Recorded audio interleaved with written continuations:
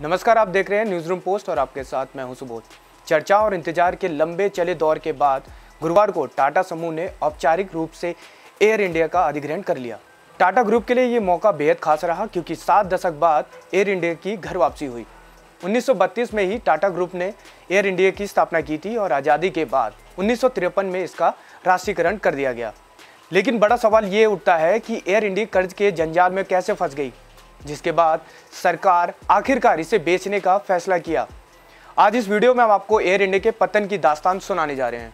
Air India वो airline जो कभी सरकार के लिए सोने का अंडा देने वाली मुर्गी की तरह थी, यानी राजस्व का एक बड़ा स्रोत थी। वो एयर इंडिया तत्कालीन यूपीए सरकार के गलत फैसले, प्रफुल्ल पटेल और ए.के. एंटनी जैसे मंत्रियों के दोहन के कारण कर्ज के दलदल में धंसती चली गई। प्रफुल्ल पटेल मई 2004 में देश के नागरिक उड्डयन मंत्री बने।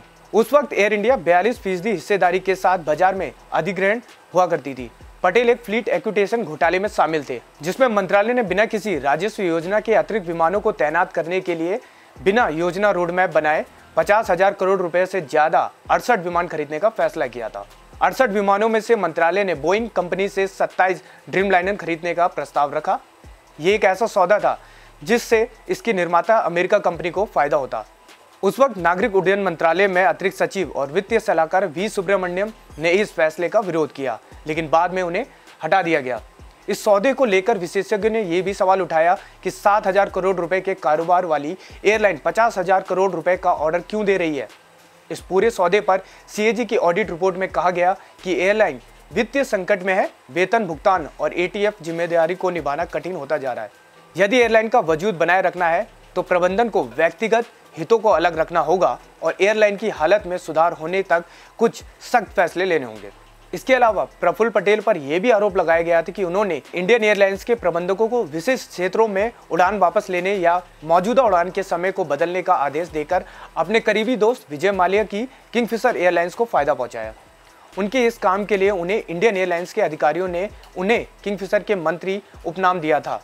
प्रफुल्ल पटेल की बेटी पूर्णा पटेल पर भी ये आरोप लगने लगे कि उन्होंने कथित तौर पर आईपीएल हॉस्पिटैलिटी मैनेजर के रूप में अपने पिता के पद का दुरुपयोग किया। उन्होंने खुद को कुछ और आईपीएल खिलाड़ियों को चंडीगढ़ से चेन्नई ले जाने के लिए दिल्ली कोयम्बटूर एयर इंडिया की उड़ानों को रद्द करवाया था। यूपी के एक अन्य मंत्री ए.के. एंटनी पर भी ये आरोप लगे कि उन्होंने अपनी पत्नी एलिजाबेथ एंटनी को खुश करने के लिए एयर इंडिया के धन का दुरुपयोग किया। खासतौर पर एयर इंडिया ने तिरुवनंतपुरम अंतर्राष्ट्रीय हवाई अड्डे टर्मिनल 3 के लिए एलिजाबेथ एंटीना की 2 पेंटिंग खरीदी गई थी। तो आपने देखा कि किस तरह मंत्री और उनके करीबी रिश्तेदारों ने एयर इंडिया के खजाने का दोहन किया। इसके अलावा तत्कालीन यूपीए सरकार के शासनकाल में अवैध नियुक्तियों और कर्जों को लेकर घी पीने वाले प्रवृत्तियों ने भी एयर इंडिया को बर्बाद कर दिया, जिसका नतीजा ये रहा कि केंद्र सरकार के पास इसे बेचने के अलावा और कोई चारा नहीं रहा। फिलहाल हमारी इस खास पेशकश में इतना ही। आगे भी एक नए वीडियो के साथ फिर हाजिर होंगे। फिलहाल मुझे दीजिए इजाजत। नमस्कार।